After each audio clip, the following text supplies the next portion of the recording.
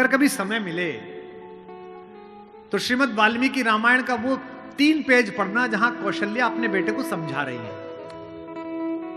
अद्भुत है वो, रोती जा रही है और समझा रही हैं। कौशल्या का स्वस्ति वाचन गोस्वामी जी लिखते हैं कि बंदहु कौशल्या दिशि प्राची, प्राची दिशा पूरब दिशा जैसी मैं कौशल्या को प्रणाम करता हूं। क्यों? जिसकी कोख से ये सूर्य पैदा हुआ है। क्योंकि सूर्य कहां से निकलता है?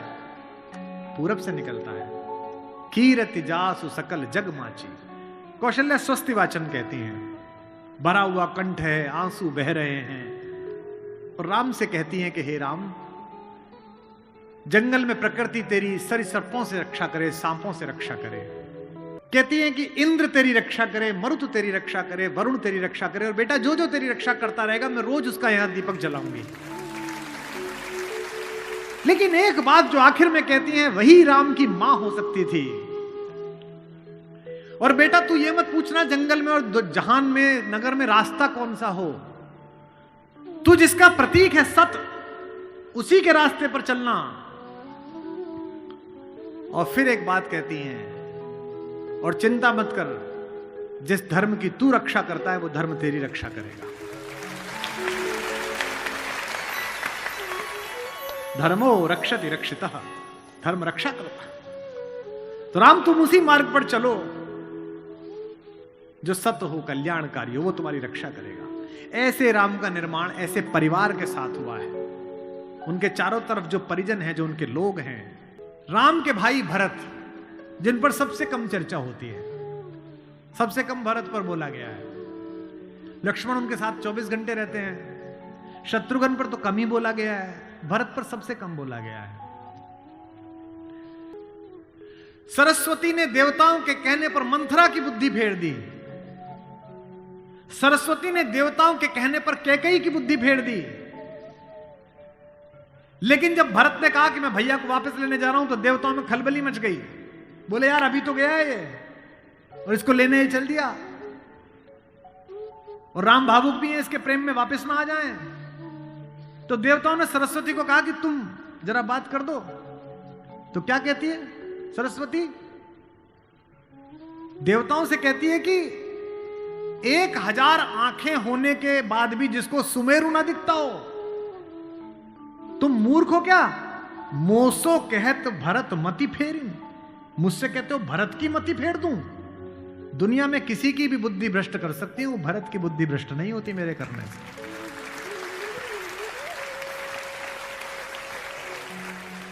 भरत जब भैया को ढूंढते हुए निकले तो पूरे खानदान को लेकर निकले।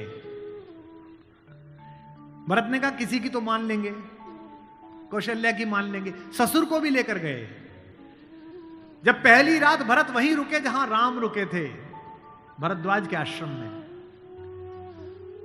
सुबह चलते समय भरत संकोच में थे, तो भरद्वाज ने कहा कि राजन, क्योंकि राजा हो चुके थे, आपके चेहरे पर संकोच है। तो भरत ने डरते हुए कहा कि महर्षि मैं डरा हुआ हूं, मेरी मां ने इतनी बदतमीजी की बात कर दी, मैं बाहर था।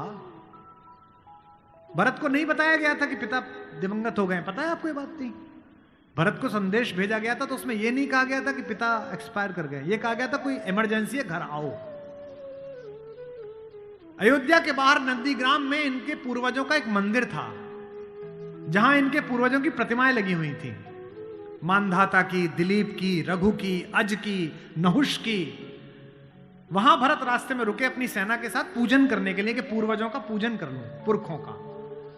पुरोहित ने हाथ में थाली दी, तो पहले इसका पूजन प्रथु, जो सबसे पहले जिनके कारण ये पृथ्वी कहलाती है, इनके घर के, फिर मानधाता का, फिर राजा बलि का जिन्होंने अपना मांस दे दिया था, रंतिदेव का। पूजन करते करते अज, रघु, दिलीप तक आए, और जैसे ही उन्होंने अगली मूर्ति देखी तो देखी पिताजी की मूर्ति। तेज तो थे ही, उन्होंने पुरोहित की तरफ देखा कि ये क्या? पुरोहित की आंख में आंसू, उसने कहा कि महाराज नहीं रहे, और भरत के हाथ से थाली छूट गई। भरत ने कहा मुझे किसी ने बताया क्यों नहीं कि पिताजी दिवंगत हो गए, क्या हुआ था? बोले राम को वनवास मिल गया। भैया को वनवास क्यों मिल गया? आपकी मां ने मांग लिया। भरत घोड़ा दौड़ाते हुए अयोध्या तक पहुंचे, रोते हुए। सोच के देखिए, भरत जैसा भाई, भ्रातृत्व में राम किसी का उदाहरण नहीं देते, लक्ष्मण का भी नहीं देते। जब हनुमान को गले लगाते हैं तो ये नहीं कहते कि तुम लक्ष्मण जैसे भैया हो मेरे, तुम मोहि प्रिय ही भरत संभाई। देना हुआ है जब कोई प्यारा उदाहरण, हमने दिया है सिर्फ तुम्हारा उदाहरण।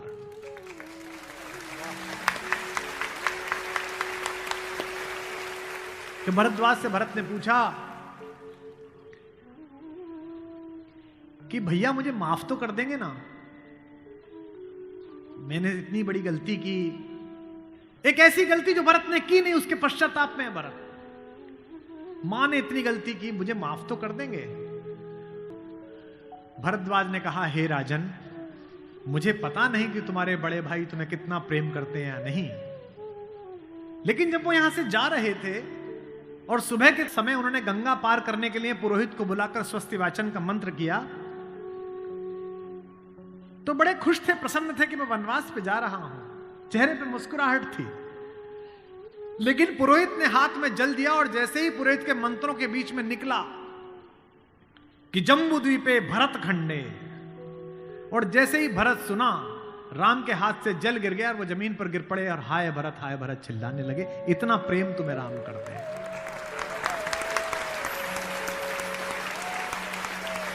राम करुणा से भरे हुए हैं, इसीलिए करुणा निधि है। इसीलिए कहता हूं कि इस कहानी से पॉलिटिक्स सीखिए, इस कहानी से स्ट्रेटेजी सीखिए, इस कहानी से ह्यूमन वैल्यूज सीखिए, फैमिली वैल्यूज सीखिए।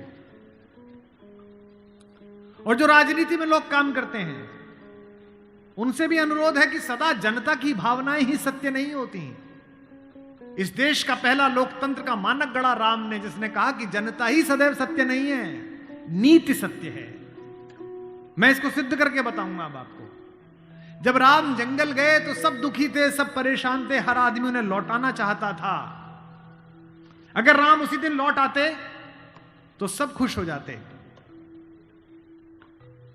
लेकिन राम ने जनमत का सम्मान नहीं किया, नीति का सम्मान किया।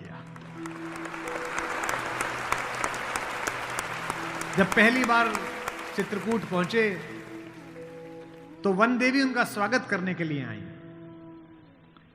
वन देवी ने पूछा कि आप मेरे यहां विश्राम करने आए हैं, मैं आपके लिए क्या कर सकती हूं? तो राम ने क्या मांगा होगा सोचो। राम ने कहा कि हे वन देवी, बाकी सब ठीक है, निभा लेंगे, पर्णकुटी बना लेंगे, फल फूल खा लेंगे, जिस रास्ते से मैं आया हूं उसके कांटे हटा देना। वन देवी ने कहा कि आप तो आ चुके, अब कांटे हटाऊं ना हटाऊं इससे क्या? राम ने जो उत्तर दिया वो आपकी आंख भिगोने के लिए काफी है। राम ने कहा कि मेरी तो कोई दिक्कत नहीं है, मेरे पैर में कांटे लग गए, पर मुझे ढूंढता ढूंढता मेरा भाई भरत इसी रास्ते से आएगा, उसको कांटे नहीं चुभने चाहिए, कांटे हटा दे।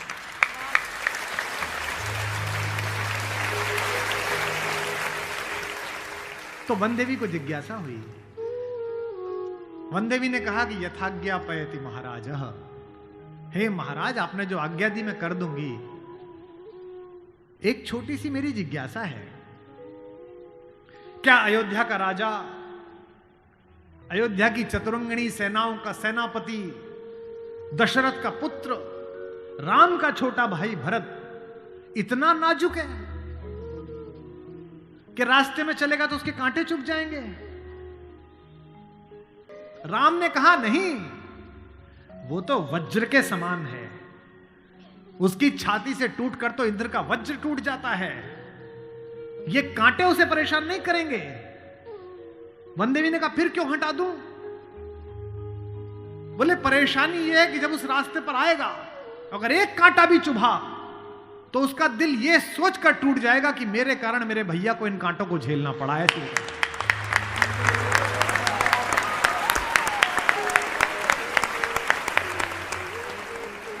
बिना चप्पलों के भरत चले, और जब चले तो भाई मृदु भूमि सकुच मन मन ही, भूमि भी संकोच से भर गई।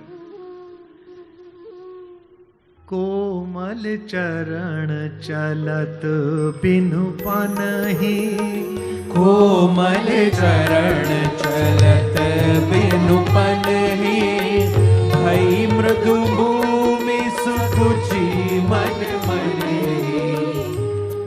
इसका मतलब ये है कि भगवान स्वयं कष्ट सह सकते हैं, पर जो उन्हें प्रेम करता है वो कष्ट सहे ये उन्हें स्वीकार नहीं।